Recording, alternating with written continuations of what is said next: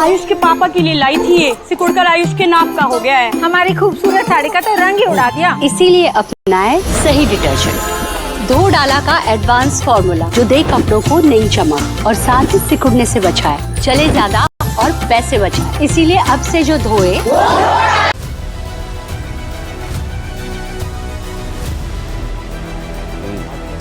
General Sinha मेरे साथ मौजूद हैं और एयर मार्शल पीके श्रीवास्तव मेरे साथ मौजूद हैं।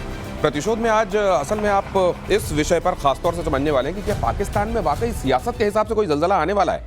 वैसे तो पाकिस्तान की सियासत में कहा जाता है कि सियासत केवल एक ड्रामा है, लोकतंत्र का ड्रामा जो पाकिस्तान करता है केवल ये बताने के लिए कि हमारे यहाँ जमहूरियत है। असल में वहाँ जमूरा मदारी वाला खेल ज़्यादा चलता है।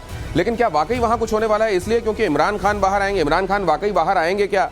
वहाँ लाहौर कोर्ट ने जो फैसला दिया था उसको तो पलट दिया सुप्रीम कोर्ट ने, लेकिन क्या इससे इमरान खान के बाहर आने का कोई रास्ता, कोई सूरत बन रही है क्या? और उधर तालिबान कह रहा है पाकिस्तान में अभी की जो कॉन्ग्लोमरेट बनाई हुई है ना, उसको तो मैं देखता हूँ, ये तालिबान ने कह दिया। तो क्या ये कई तरफ से पाकिस्तान के लिए बड़ी मुसीबतों का दौर है? और क्या चल रहा है वर्ल्ड वाइड जिसको आपको जानना चाहिए, क्योंकि वहीं से तो तय होता है वर्ल्ड ऑर्डर, कौन कितना मजबूत, कौन कितना कमजोर, किसका किसके साथ अलाइनमेंट, कौन किससे दूर। लेकिन पहले खबर, पाकिस्तान को तोड़ने वाला टीटीपी प्लान आया सामने।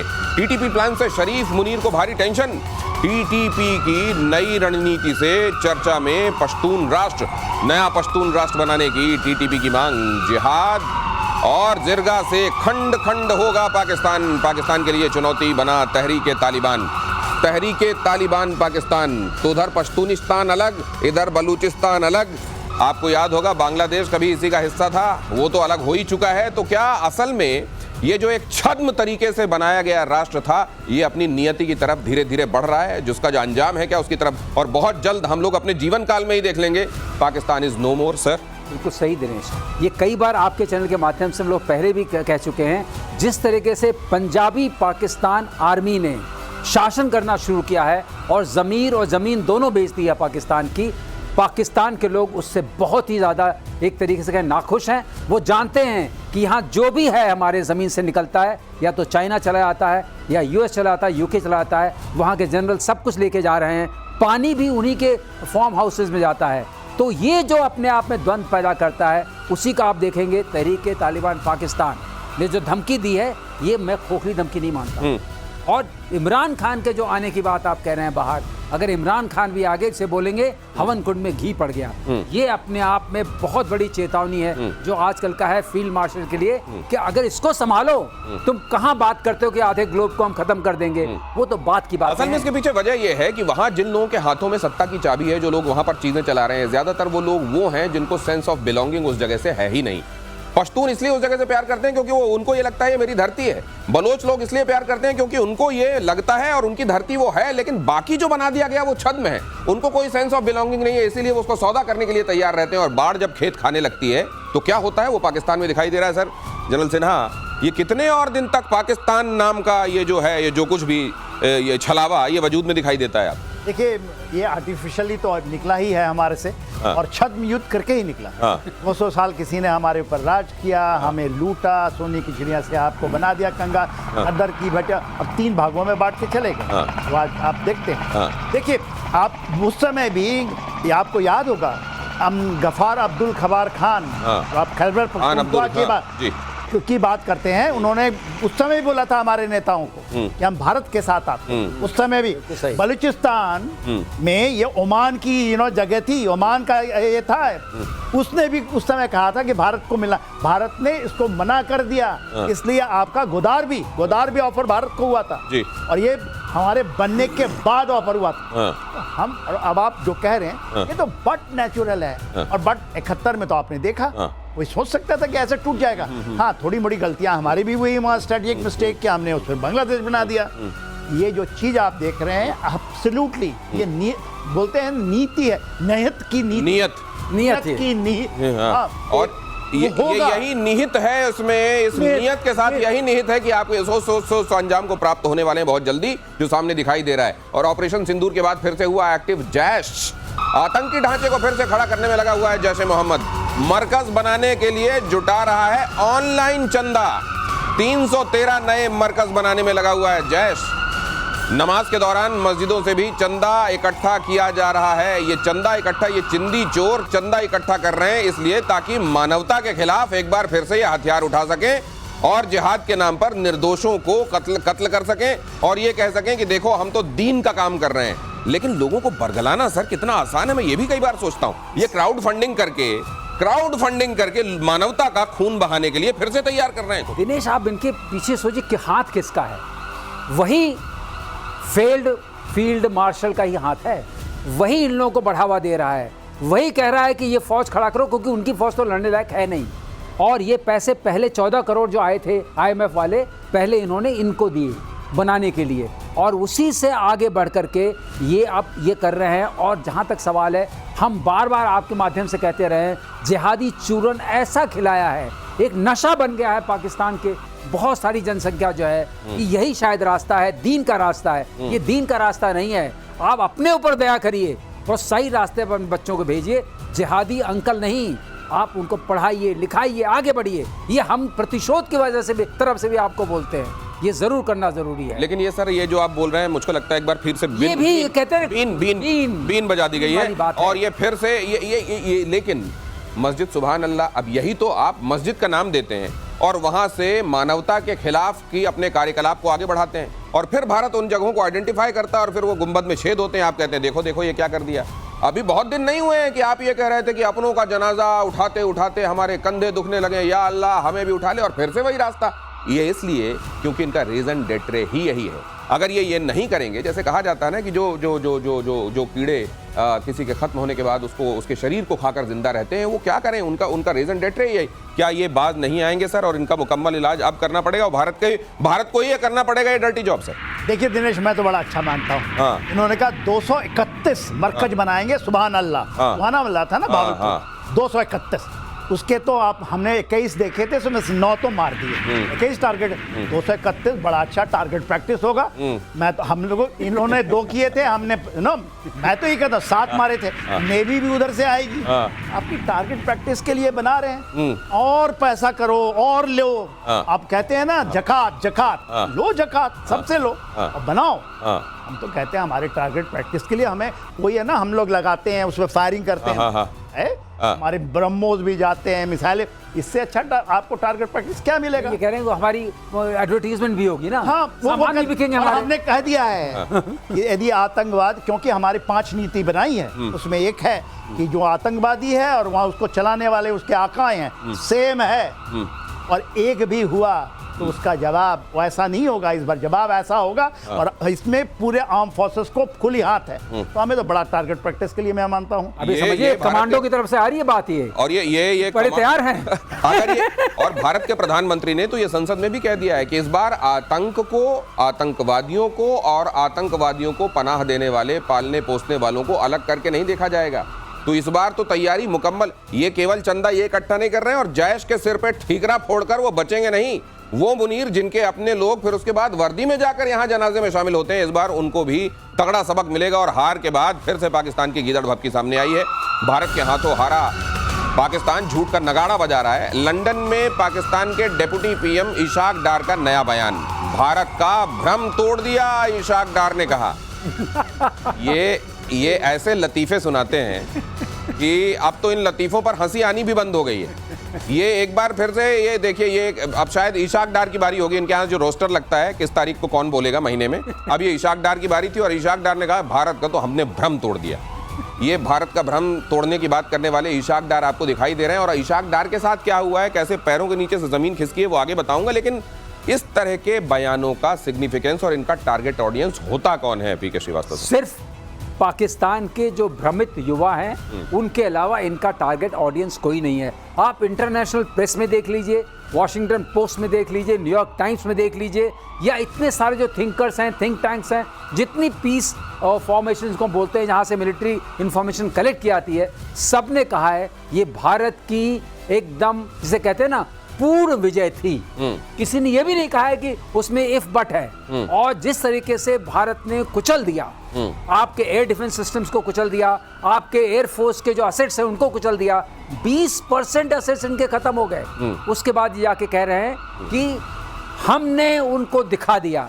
अरे थोड़ी तो शर्म करिए, आपके अपनी नहीं अपने पद की शर्म कीजिए, चुप ही रहिए, वो नहीं हो पा रहा नहीं, है। पहले का दौर और था। पहले का दौर जब आपने जब बांग्लादेश अलग पिक्चर्स हैं सारी। नहीं, बांग्लादेश जब अलग हुआ और डॉन उसके बाद एक दिन बाद तक ये छापता रहा कि हमारी जंग जारी है और हम तो भारत को घुटनों पर झुका कर रखेंगे। ये वो दौर था जब ना तो इंटरनेट था ना दुनिया को, जब चुटकी बजाते यहाँ क्या हुआ वहां पता चल जाता है, दुनिया का कोई भी छोर हो।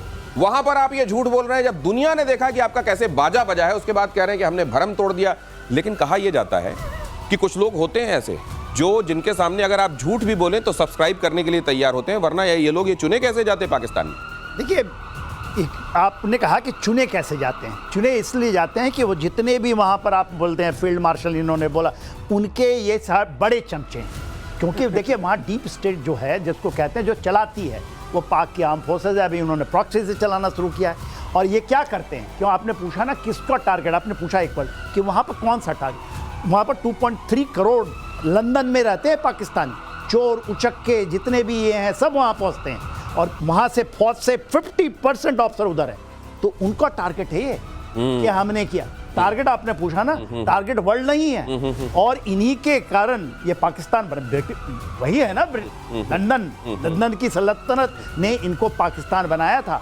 उनको जाकर ये सलाम करते हैं। देखिए बहुत बड़ी बात है। लोग कहते हैं कि पूरा का पूरा जो आपका ब्रिटेन है वो इस्लामाइजेशन की तरफ जा रहा है। नहीं तो सर ये तो है कि जब आप किसी के लिए गड्ढा खोदते हैं, इन्होंने गड्ढा खोदा, भारत का पार्टीशन करके इन्होंने गड्ढा खोदा था और ये सोचा था ये गड्ढा भारत तक महदूद रहेगा। अब ये गड्ढा वहां तक पहुंच रहा है और उसमें उनके वो गड्ढा उनकी कब्र बनने की तैयारी कर, यही आतंकी। और इसीलिए ये कहा जाता है कि जो आप बोएंगे वो आपको काटना पड़ेगा, कर्मों का फल तो आपको भोगना ही है। अब ये बात ग्रेट ब्रिटेन को भी समझ में आ रही है और पाकिस्तान की सियासत को लेकर ये बड़ी खबर है। जरा देख लीजिए, पूर्व पीएम इमरान खान को पाकिस्तान की सुप्रीम कोर्ट से बड़ी राहत। 9 मई 2023 की हिंसा से जुड़े 8 मामलों में जमानत। अब सिर्फ अल कादिर ट्रस्ट के केस में जमानत का इंतजार। इमरान अगस्त 2023 से रावलपिंडी की हाई सिक्योरिटी अदियाला जेल में बंद हैं। इमरान खान के बाहर निकलने से मौजूदा जो लोग अभी सत्ता की मलाई खा रहे हैं उनको बड़ी चिंता है कि अगर ये बाहर आ गए तो फिर बड़ा मुश्किल हो जाएगा, क्योंकि जिस तरह का जनाधार इमरान खान का है वैसा इनमें से किसी का नहीं है। ये जो तमाम लोग आपको गाल बजाते हुए दिखाई देते हैं, इनको इस बात की बड़ी चिंता है। लेकिन इमरान खान को इतनी आसानी से मुझे नहीं लगता निकलने देंगे। निकलने नहीं, ये बात तो पक्की है कि इमरान खान जेल से निकल नहीं आएंगे, क्योंकि इतने सिलसिलावार उनके पीछे केस लगाए हुए हैं। 8 से में बरी हुए हैं, बाकी में तो अंदर है, तो चलता रहेगा। निकलने की गुंजाइश इमरान खान की है नहीं, और न तो बुशरा बीबी की है। तो ये दोनों लोग ही रहेंगे। और जो खबरें आ रही हैं उसके हिसाब से तो बुशरा बीबी को ऐसी जगह रखा है जहां इंसेक्ट्स बाइट हो रहे हैं और उनको बहुत तरह की परेशानी है, और उनको ये उन्होंने बार उनको मिलने नहीं दिया था। ये खबर उनकी बहन ने दी है। उनका वजन 15 किलो कम हो गया बुशरा बीबी का। अब आप समझिए क्या उनको आप बाहर आने देंगे? तो उनको एक विनीत भाई बैठे हुए हैं पीसीआर में, कह रहे हैं इंसेक्ट बाइट नहीं, जरा और खुल के बता दीजिए कि मच्छर काट रहे हैं वहां, तिलचट्टे आसपास घूम रहे हैं और हालत ये हो गई है। अब सोचिए इमरान खान की कैसे तूती बोलती थी पाकिस्तान में, और अब मुझे एक ही चीज लग रही है कि वहां जेल के ताले टूटेंगे, इमरान खान छूटेंगे वाली जो बात, अब ये इनके तहरीक इंसाफ के लोग ही अगर जाकर ये कुछ ऐसा कर दें तो ही इमरान खान बाहर आ सकते हैं, वरना वो तो अंदर ही रहने वाले हैं अब ताउम्र। देखिए इनके पीछे अमेरिका पड़ा था, आपको पता ही होगा। क्योंकि एक वो जो बोलते हैं ना केबल आया, उसके बाद ये हर्ष हुआ और इन्होंने हर्ष कराया ही है जो आपके आसम मुनीर साहब। अमेरिका इनके पीछे पड़ा हुआ है, दैट्स वाई वो है। 150 केसेस हैं। आपने तो बताया कि एक ही केस बाकी है जो कहते हैं ना, हाँ बस एक बाकी है, और उस केस के अंदर में इनके और लग जाएंगे। 150 केस हैं और 1 नॉन बेलेबल है। तो इनका निकलना, और देखिए था कि 14 तारीख को हो जाएगा, 9 मई की, मगर कुछ होता नहीं है क्योंकि इन्होंने इस तरह से जकड़ लिया है। बहुत अच्छा है, यही कारण है टूटेगा ये भी एक बहुत बड़ा कारण। इमरान खान तो नहीं तोड़, वो भी बोलते थे आधा पाव एक पाव, ये भी जो भारत के लिए कश्मीर में खड़े हो जाओ, ऑन फ्राइडे एक टांग में खड़े हो जाओ, सब निकलो नमाज पढ़ो, ये भी यही है। और इन्होंने बहुत का फैसला क्रिकेट के मैदान में हो जाना चाहिए। हाँ, ये सब तेल के वही चट्टे बट्टे कहते हैं ना, एक ही थैली के चट्टे। तो ये है पाकिस्तान का मुस्तकबिल, और पाकिस्तान में हर किसी की बारी आनी है। इसी तरीके से वहाँ चक्की घूमती रहेगी। और पाकिस्तान के डेप्यूटी पीएम इशाक डार, जिनके बारे में अभी बता रहा था मैं आपको, अब उनकी घोर बेइज्जती का ये सिलसिला भी देख लीजिए। काबुल में इशाक डार का शर्मिंदगी भरा स्वागत हुआ। चीनी विदेश मंत्री का रेड कारपेट वाला स्वागत हुआ और इशाक डार का पाकिस्तान में जम के मजाक उड़ रहा है। काबुल में ट्राइलेटरल मीटिंग के दौरान ये बेइज्जती हुई। जैसे इशाक डार पहुंचे वहां तो ये आपको रेड कारपेट दिखाई दे रहा है, नहीं हटा लिया गया। ये है, देखिए, ये जो कह रहे हैं कि हमने भारत का भ्रम तोड़ दिया, इनके सामने से कैसे वो रेड कारपेट गायब हुआ है वो जरा देख लीजिए। पहले जो बाकी जो लोग हैं पहुंच रहे हैं तो आपको रेड कारपेट दिखाई दे रहा है। इशाक डार जब वहां पहुंच रहा है, और यही इशाक डार है, आपको याद है, ये एक बार टैंक के आसपास खड़े हुए भी दिखाई दिए। इनका पैर बाहर तरफ लटक रहा था, ऐसा लग रहा था गिर ना जाए। अब ये नया इनका सिलसिला ऐड हुआ है सर, ये नया तमगा, ये तो new feather to his cap. ये तो घोर बेइज्जती है। इनको तो लौट के वापस बैठ के आ जाना चाहिए था, अंदर कोई शर्म होती। अरे शर्म करिए, इस तरीके से इतना differentiation. Deputy prime minister Ishaq Dar, क्या हो गया है तुम्हें? हम तो यही आवाज देंगे कि आप कुछ भी लेने पर तैयार बैठे हो कहीं भी। अफगानिस्तान वालों ने रियली बता दिया। ये कहते हैं ना कि ठंड और बेइज्जती जितनी महसूस करो उतनी लगती है, और ना महसूस करो तो नहीं लगती। इनको नहीं लगेगा। इशाक डार ने हटा दिया। रेड कारपेट का क्या है? इसमें क्या है? गलती हो गई होगी। हाँ, गलती होगी और रेड कारपेट वो थोड़ा उनके चलने के बाद गंदी हो गई होगी, हमारे लायक समझा नहीं गया होगा, इसलिए उसको हटा दिया गया। प्रतिशोध में जिस तरह से आप दिखा रहे हैं तो पूरा आग जल रहा है, उसके नीचे ये घूम रहे हैं। हमने कहा ठंड नहीं लगती होगी, आप आग लगा दिए। मैं देख रहा था कि ना आग जल रहा है। जी। नीचे नहीं, इनकी ठंड दूर करने के लिए हमने ये लगाया हुआ है जी।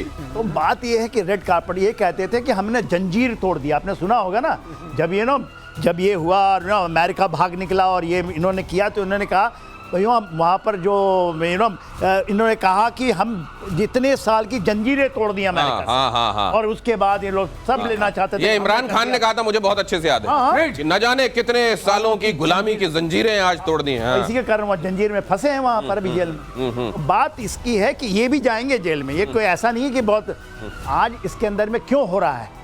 देखिए, उन्होंने कहा है कि इनसे सबसे बड़ी जो एक्चुअली दुश्मनी है डूरंड लाइन के ऊपर में, पूरा डूरंड लाइन, ये तो कहते हैं जो हमारे इंडस रिवर है वहां तक हमारा है, उनके इंटरनेशनल बॉर्डर वहां तक। अरे आएंगे, जो आप कहते हैं ना टीटीपी। सर, इसलिए तो नहीं है कि ये जो पंजशीर के शेर के साथ मिलकर ये जो कर रहे हैं काम, वो तालिबान ने कहा कि यहाँ पे आके जो कर रहे हैं वो ठीक है, हमको मालूम है तुम वहाँ क्या खिचड़ी पका रहे हो, हटाओ इनके सामने से कारपेट।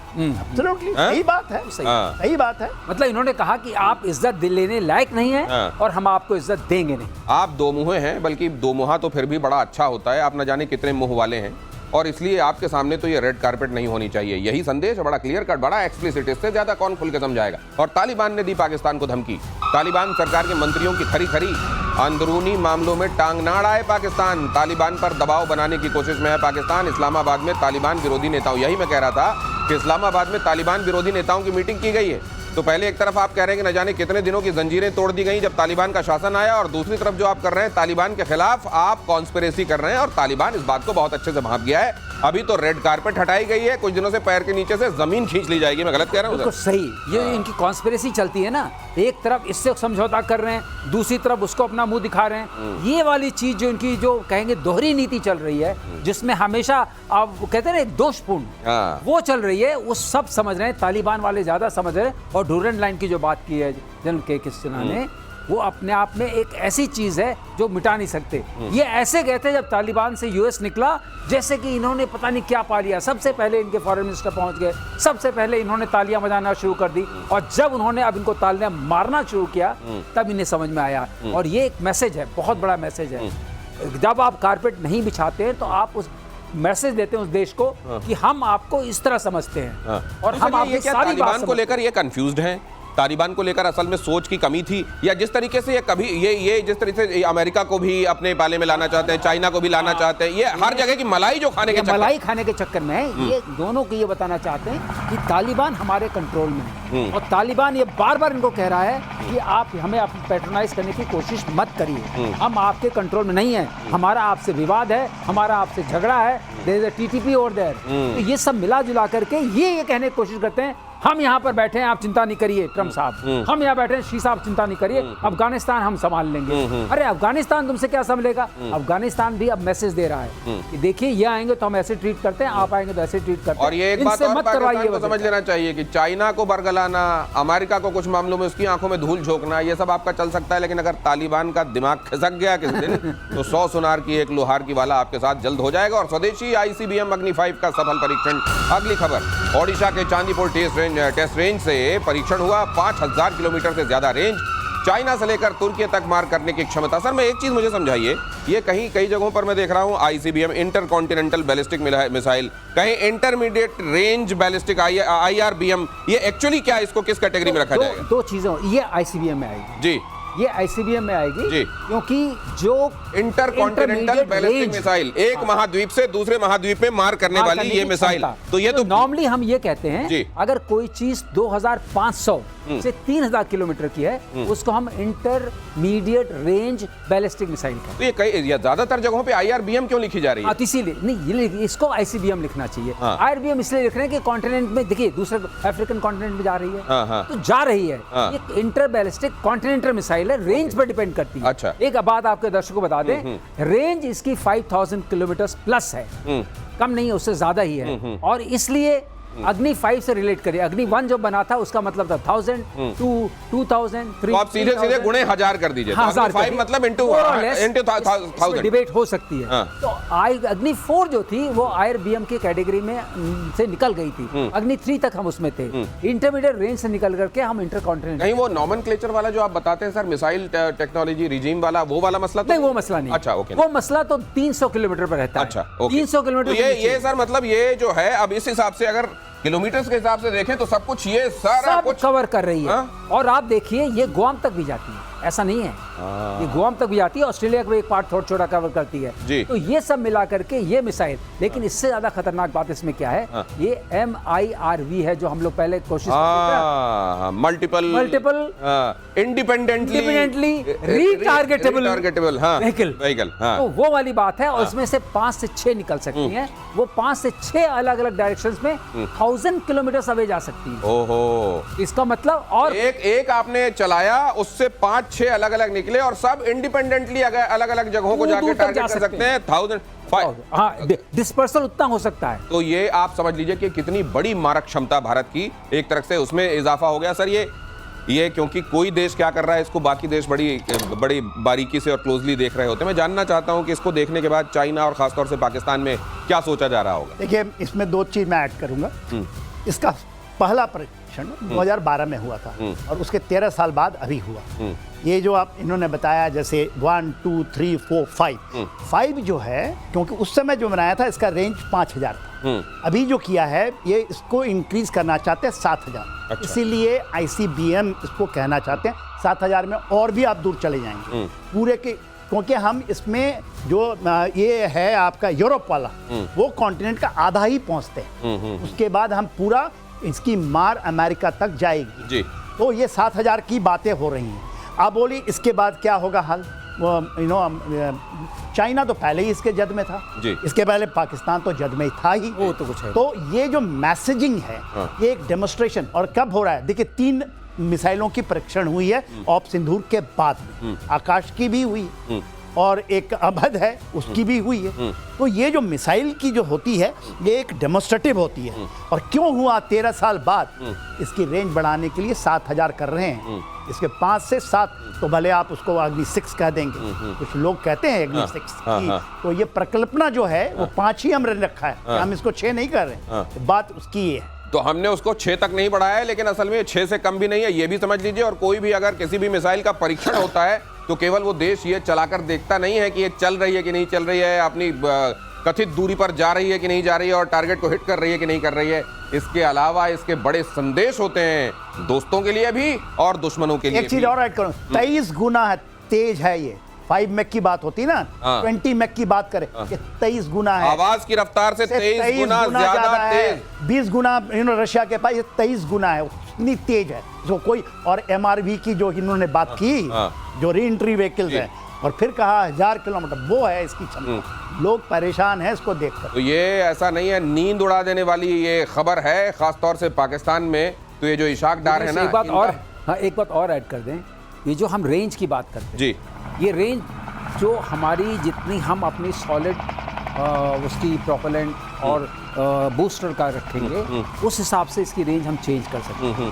तो अगर हमने मारक क्षमता ज़्यादा रखी, लोड ज़्यादा रखा, तो हम रेंज को कम कर सकते हैं। मारक क्षमता ज्यादा करना है तो कुल मिलाकर वो ये बता रहे हैं आपको टोटल वेट के ऊपर डिपेंड करता है। फ्यूल वाला जो हिस्सा है अगर आपने उसको बढ़ा दिया, वो जिसके जरिए वो जाएगी मिसाइल, वो फ्यूल वाला आपने 5 से 7,000 वाली बात आती है। हाँ, तो ये कुल मिलाकर ये बताया जा रहा है कि रेंज और उसका जो वॉरहेड है वो कैसे बैलेंस कॉम्बिनेशन जो होता है। आगे देख लीजिए जरा ट्रंप प्रशासन को निक्की हेली की चेतावनी। निक्की हेली ने बहुत महत्वपूर्ण बात कही है, ये बशर्ते कि ट्रंप के कान में जूं रेंगे। नई दिल्ली की दोस्ती खोने को बताया डिजास्टर। भारत के साथ संबंधों को सही करना बेहद जरूरी है। चीन की बढ़ती महत्वाकांक्षा पर लगाम लगाने के लिए बेहद जरूरी है। संयुक्त राष्ट्र में अमेरिकी राजदूत रह चुकी हैं निक्की हेली। निक्की हेली कह रही हैं कि भारत को भड़काना, बिदकाना और अमेरिका से दूर कर देना ये बहुत बड़ी गलती है जो अमेरिका इस समय कर रहा है। निक्की हेली भी इनको इंडोर्स कर चुके हैं ट्रंप को, रिपब्लिकन हैं, इसलिए इनकी बात बहुत महत्वपूर्ण है। इन्होंने कहा भारत तो हम डेवलप कर रहे थे, डेमोक्रेटिक कंट्री है, हमारे सहयोग के लिए। तो सर विभीषण जी भी तो समझा रहे थे, लेकिन समझ में आना चाहिए ना। वही बात है, आपने एक सही शब्द का इस्तेमाल किया है, विनाश काले विपरीत बुद्धि। अब ये निक्की हेली वही वाली बात है। निक्की हेली समझाने की कोशिश कर रही है कि भारत को 20 साल लगे हैं हमसे उनसे दोस्ती बनाने में, प्रगाढ़ता बनाने में, और सारे हमने उनके साथ अपने वो साइन किए हुए हैं। क्वाड के मेंबर भी हैं, बेका साइन किया है, लिमोवा साइन किया है, कॉमकासा साइन किया हुआ है। हमने सारे उनके साथ संबंध। जनरल सिन्हा ये जानना चाहता हूँ, ये स्ट्रैटेजिक पार्टनर अमेरिका को भी ये मालूम है कि भारत के बगैर उसकी दाल गलेगी नहीं, फिर भी वो ये ट्रंप को इतनी छोटी सी बात क्यों नहीं समझ में आ रही? देखिए, मैं थोड़ा इसको डीपली प्लीज देखिए, क्या होता है कि किसी चीज में कोई परमानेंट दोस्त होता है ना, परमानेंट दुश्मन। देश की हित होती है, तो इन्होंने make the America great again उसकी सोच में, और अपने जो टैरिफ वॉर लड़ रहे हैं, तो उसमें उन्होंने लोगों को किसको लेकर अपने नजदीक आए, जो उनकी कोटरी है, उसको आप कहते हैं ना कि एडमिनिस्ट्रेशन, उस कोटरी की सोच ये है, सोच को। और देखिए, भारत भी ये कहते हैं ना, विधि का विधान होता है। विधि की विधान में जब ये हुआ, ये कभी कोई सोच नहीं सकता था कि किस तरह से रशिया हमारे साथ आएगा और सबको भारत की, चाइना हमारे पास साथ आ रहा है। चाइना को मत सोचिए, रीसेटिंग हो रही है। और मैं चाइना के बार बार ये कहता हूँ, बहुत लोग बोलते हैं कि नहीं चाइना हमारा एकदम दुश्मन है, उसको हाथ। कभी भी रणनीति और राजनीति में कोई परमानेंसी नहीं होती, इट इज ऑल ट्रांजिटरी। तो हम जिस तरह से आ रहे हैं, तो निक्की हेली चेता रही है उनको, बार बार चेता रही हैं। और देखिए, ये केवल नहीं कि हमारा वाणिज्य $80 बिलियन है वो खत्म हो जाएगा। जो हमारी वहाँ मैन पावर है, जो थिंकिंग है ना, हो सकता है कि वो यदि यहाँ आ गए तो सोचिए कि आपके पास क्या धरोहर वापस आ रही है। बिल्कुल सही। मैं इसमें एक बात और ऐड करना चाहूँगा, बहुत जल्दी। इसमें बहुत पर्सनल है। आप देखिए, इनके जितने भी एडवाइजर्स हैं सारे के सारे बिजनेसमैन हैं। और अगर आप ट्रंप का देखिए, ट्रंप ने आने के बाद से प्रेसिडेंसी से लेकर अब तक 6 महीने में $10 मिलियन इन्वेस्ट किए हैं उन चीज़ों को जहां ये बढ़ावा दे रहे हैं। इनका अपना पर्सनल इन्वेस्टमेंट है। तो सारा मिलाकर के, और पाकिस्तान में क्रिप्टो करेंसी काउंसिल खोला है, उधर उन्होंने, मतलब आप ये कह रहे हैं कि एक बिंदु ये भी है, मेक अमेरिका ग्रेट अगेन के नाम पर ये मेक ट्रंप ग्रेट अगेन करने की कोशिश कर रहे हैं, और इसमें अमेरिका का भट्ठा बैठ रहा है। अगली खबर देखिए, ट्रंप के टैरिफ वॉर पर विदेश मंत्री का मास्टर स्ट्रोक। मॉस्को में विदेश मंत्री एस जयशंकर का बड़ा बयान। रूसी कंपनियों से कहा चलो इंडिया। भारत की तेजी से बढ़ती इकोनॉमी का किया जिक्र, कहा रूसी कंपनियों के लिए ये सुनहरा अवसर। और इससे पहले मैं आपको प्रतिशोध में ये बता चुका हूं कि अमेरिका की तरफ से जब टैरिफ लगाया जा रहा है तो रूस ने कहा है कि क्या चिंता है, हमारा बाजार है ना, रशिया का बाजार है ना। ये इसी की बात, वो जो विधि का विधान कह रहे हैं कि शायद ऊपर वाले को ये मंजूर है कि इस जगह पर भौगोलिक रूप से जिनको हमने करीब बनाया है, उन मुल्कों के एक साथ और ताकतवर बनने की बारी आ गई। बिल्कुल सही। Welcome the sanctions, cause self sufficiency comes thereafter. ये हम सेल्फ सफिशिएंट कब बने? जब 1998 में हमारे पर उन्होंने सैंक्शंस लगाए। जब भारत पर सैंक्शन लगाए, 140 करोड़ लोगों की मोटिव फोर्स है। आप सोचते हैं कि जब हम रियली भिड़ जाएंगे, क्या हम नहीं ढूंढ सकते अपना रास्ता ढूंढेंगे, और हमारे नए दोस्त भी होंगे। जैसा के सिन्हा ने कहा, जनरल ने, मैं उनसे एग्री करता हूं कि आपके दोस्त परमानेंट हो सकते हैं, लेकिन किसी देश के लिए परमानेंट होती है उसका अपना सेल्फ इंटरेस्ट। विधि के विधान के अलावा एक मास्टर स्ट्रोक जो आपका प्रतिशोध में, चलो भारत, 14 करोड़ है आबादी रशिया की, 140 करोड़ हम हैं, चलो भारत आओ हमारे यहाँ करो, 140 करोड़ मिलेगा बाजार। और हमारा जो लाइन हमने जो बनाया है, जो हमारा साउथ से जाता है, चेन्नई से लेके व्लादिवोस्टॉक तक नया वाला रूट बन रहा है, वो कह रहे हैं supply chain secure, absolutely secure होगा, क्योंकि चाइना भी सिक्योरिटी दे, और हमारे तो जो साउथ ईस्ट एशियन है सारे हमारे दोस्त हैं, सारी लाइन खुल, इतना सिक्योर, इतनी बड़ी चीज, और हमारी इन्वेस्टमेंट जो हो रही है आर्टिक के अंदर, ये रशिया ने हमें ये कई बार ऐसा भी होता है, जब हनुमान जी की पूंछ में भी आग लगाई होगी, राक्षसों ने यही सोचा होगा, देखो हमने कर दिया, हमने लगा दिया आग इनको, और यही कह रहे थे कि जाके वो बताएगा, जली हुई पूंछ दिखाएगा, ये दूत जिनका दूत बन के आया है कि भाई देखो मेरे साथ ये हो गया, उनको ये नहीं मालूम था कि इसी से लंका जलने वाली है। तो कई बार जो आप करते हैं ब्लेसिंग इन डिस्गाइज होता है, हो सकता है भारत के मुस्तकबिल के लिए बड़ा अच्छा हो, लगाओ टैरिफ, लगाओ सैंक्शंस। और आईडीएफ का गाजा सिटी पर कब्जे का अभियान शुरू, इजरायली सेना ने आक्रमण की पहली कार्रवाई शुरू की, इजराइल सुरक्षा कैबिनेट ने दी है गाजा कब्जे की मंजूरी, 80,000 रिजर्व सैनिकों को बुलाने की तैयारी में आईडीएफ, नेतन्याहू के गाजा प्लान का अरब देशों में कड़ा विरोध हो रहा है। लेकिन मुझे लगता है ये सर कड़ा विरोध जो है ना, ये कड़ा विरोध तक ही है, ये कड़ा विरोध, कड़ा पहन लिया और विरोध कर दिया, भाई उतना ही चलता है। लेकिन इनके 80,000 रिजर्व वाले आ गए हैं, वो तो तैयार रहते हैं, वो तो बोल के खुशी आए, वहां कड़ा नहीं, मामला पूरा आराम से चलता है। उन्होंने कह दिया, कैबिनेट ने पास कर दिया। सबसे बड़ी बात मैं इसको नोट कर रहा हूं कि उनके कैबिनेट ने पास कर दिया, क्योंकि वहां पर थोड़ी बहुत एक तरह से हलचल थी। तो नेतन्याहू की बहुत बड़ी जीत है कि उनकी बात को माना उनके कैबिनेट ने, और ये मिल गया है। अब जरूर वो इजराइल गाजा के इस हिस्से को पूरा खाली कराएंगे ही, तभी दम लेंगे, ये लग रहा है। ये इजराइल में तो वहां पर जब व्यक्ति बड़ा हो रहा होता है, बचपन से जवानी की तरफ बढ़ रहा होता है, उसके दिमाग में एक ही चीज होती है कि उसको अपनी नस्ल को और अपने देश को बचाना है, और इसके लिए वो हमेशा हथियार हाथ में लेकर ही सोते जागते हैं। तो उनके लिए तो सर ये they basically were wanting and waiting for this opportunity. Absolutely. देखिए जो उन्होंने 7 अक्टूबर को किया है, और फिर से गाजा सिटी जो है 11 लाख 20 लाख के 11 लाख है, मैं प्रतिशोध में सेकंड टाइम बता रहा हूँ, 11 लाख उन्होंने चारों तरफ घेर लिया है। सफा जो उनका मेन सिफा जो हॉस्पिटल था, आज तक किसी को घुसने किया, उसमें घुस गई है। और देखिए ये 80 में 60 को रख रहे हैं, 20 और उसकी रिजर्व है, माने 80 का जो बना रहे हैं, ये तो वहां से सबको निकालेंगे। और यही होता है कॉर्डन एंड सर्च। मैं आपसे बात किया था एक बार कि इनके ऑपरेशंस में कहीं ना कहीं गड़बड़ी। और ये लाइव तस्वीरें आ रही है, जरा जल्दी से फ्लैश कीजिए। देखिए पुतिन और जयशंकर, ये मुलाकात ये बहुत महत्वपूर्ण, रशिया के राष्ट्रपति और भारत के विदेश मंत्री की। और ये देखिए, ये गर्मजोशी देखिए, ये शारीरिक भाषा, जरा फुल फ्रेम दिखाइए इसको जरा प्लीज। ये शारीरिक भाषा देखिए, ये दोनों की मुलाकात, और मुलाकात में गर्मजोशी देखिए, इसमें स्वाभाविकता देखिए, इसमें नैसर्गिकता देखिए। वो जो कहा जाता है कि जिसमें कोई बनावट नहीं होती, कई जगहों पर आपके चेहरे पर मुस्कान होती है, दिल में कुछ और होता है, यहाँ चेहरे पर जो है वही दिल में है। और इसीलिए भारत ने कहा भी है कि भारत के सबसे स्थायी संबंध अगर किसी देश के साथ रहे हैं तो वो है रशिया। एक बात मैं आपको, ये टेबल है 20 फुट लंबी। अच्छा, ये टेबल की आपको मापजोक पता है सर? पता है, 20 फुट लंबी है, क्योंकि जब आए थे फ्रेंच प्रेसिडेंट तो वो इधर बैठे थे, वो उधर बैठे थे, न्यूज आई थी कि 20 फुट की दूरी रखी है, अच्छा, कोविड का नाम लेकर के। लेकिन अब देखिए बैठे आमने सामने हैं, ये दूरी कुछ फीट की ही है। ये दूरी तो है ही नहीं सर। तो अब आप समझ गए, सिंबॉलिक ये भी है, ये बहुत बड़ी बात है। और गर्मजोशी तो आपने बताई दी। अब देखिए, ये वांग यी जो कि चाइना के विदेश मंत्री हैं, वो भारत आए। आपको मालूम है यहाँ महत्वपूर्ण मुलाकातें हुई। भारत के विदेश मंत्री इस समय आप देख रहे हैं रशिया में हैं, और रशिया में वहां के सबसे महत्वपूर्ण व्यक्ति के साथ, उस व्यक्ति के साथ जिसके सामने जाने पर ट्रंप का भी बल्ब बुझा नजर आता है। आपने देख लिया था अलास्का में, ये तो उस व्यक्ति के साथ इतने महत्वपूर्ण और इतने ताकतवर व्यक्ति देखिए, और ये गर्मजोशी देखिए।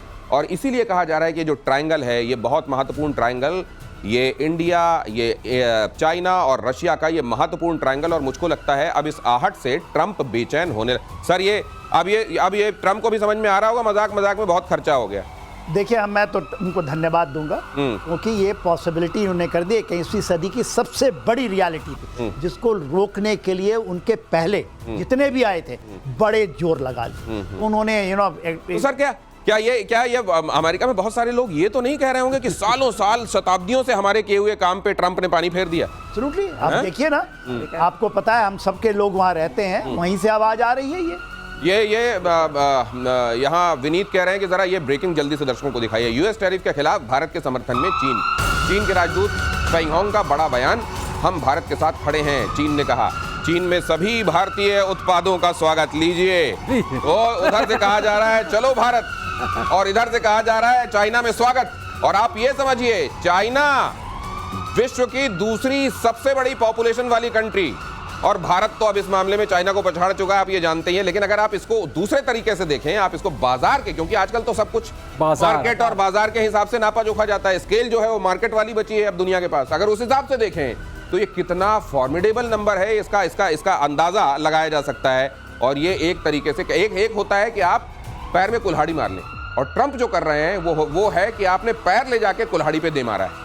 मैं ठीक कह रहा हूं? एब्सोल्युटली, बिल्कुल सही बात। मैं बोला ना, विधि का विधान, और यही विधि की विधान है। देखिए क्या हो रहा है, अभी आप देखेंगे 31 से 1 तारीख के बाद में देखिएगा, उधर से पुतिन साहब आ रहे हैं, इधर से मोदी जी जा रहे हैं, उधर से उस समय वो जो ट्रायंगल है पूरा बनेगा। और देखिएगा अभी तो चीज शुरू हुई है, अब आप देखिए क्या होता है आगे। अच्छा, एक बात बताइए, इस बात को भांपते हुए, ये अलायंस देखते हुए, ट्रायंगल बनते देखते हुए, Trump will correct his course, या आपको लगता है बड़ी देर हो गई, यू टर्न नहीं है? देखिए ट्रंप का जो ये कह रहे थे ना 25-25, ये तो होगा नहीं, वो वहीं से आवाज आ रही है, होगा नहीं, वो भी जानते हैं, वो चाइना को भी चाहेंगे। अच्छा। मगर ये गलती कर दी कि उन्होंने भारत को पकड़ा और चाइना और भारत साथ आ गए। और वो अभी देखिए वो अब कह रहे हैं ना, आओ भारत, हम कहते हैं आओ हमारे पास। अभी ये खबर भी देख लीजिए जरा, चलते चलते आपको यह खबर भी दिखा दूं। प्रधानमंत्री नरेंद्र मोदी ने राष्ट्रपति मैक्रोन से बात की है, भारत और फ्रांस की साझेदारी को मजबूत बनाएंगे। अब आपको यह भी बता दूं कि यूरोप में बहुत सारे देश ऐसे हैं जिनका अमेरिका से मोह भंग बहुत तेजी से हो रहा है, और उनमें से एक फ्रांस भी है। और ये फोन वहां पर जाना ये बहुत महत्वपूर्ण है। राष्ट्रपति मैक्रोन से अच्छी बात हुई, पीएम ने कहा। यूक्रेन और पश्चिम एशिया पर बात हुई, शांतिपूर्ण समाधान के प्रयासों पर चर्चा हुई। पीएम मोदी ने ट्वीट कर बातचीत की जानकारी दी। 20 सेकंड में इसका एनालिसिस सर। बिल्कुल सही। फ्रांस के साथ हमारे संबंध होना हमारे एरो इंजन के लिए डायरेक्टली जोड़ने दीजिए, एरो इंजन के लिए एक वरदान है। चलिए ये वरदान यहाँ रुकना होगा, वरना विनीत मेरे को फिर अगले शो करने नहीं देंगे। बहुत धन्यवाद आप सभी दर्शकों का मेरे साथ यहाँ ज्वाइन करने के लिए। Thank you so much sir.